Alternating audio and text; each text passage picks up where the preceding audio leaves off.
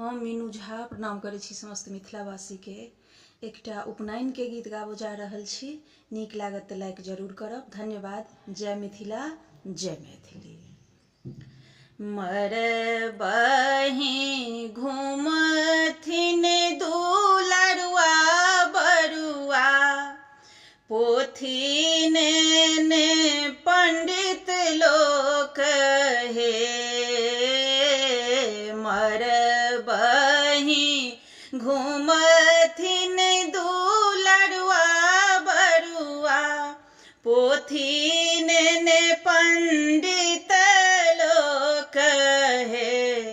आहे हाथी चढ़ी औता अपन बाबा, डोली चढ़ी अइहब आमा हे।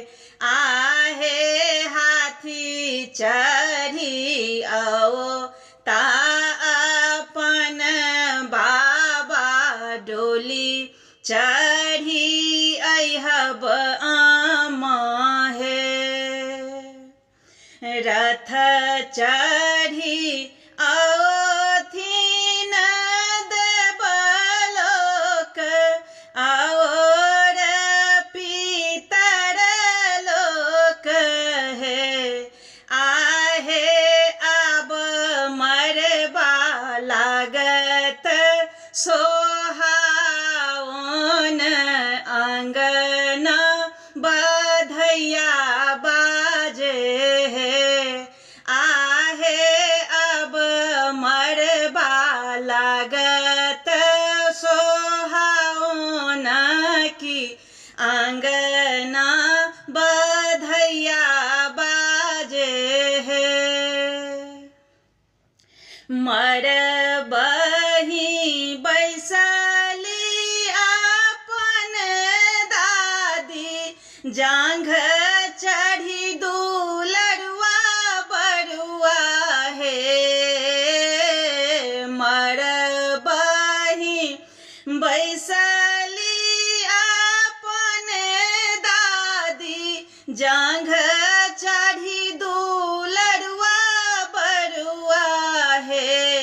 आहे पंडित पोथी उचारल, आब मन हर्षित है। आहे पंडित पोथी उचारल, आब मन हर्षित है। सखी सब मंगल गावथि, पंडित होम करू हे। आहे देव पितर देलनि आशिक, जुग जुग जीवथु बरुआ हे। आहे देव पितर देलनि आशीष, जुग जुग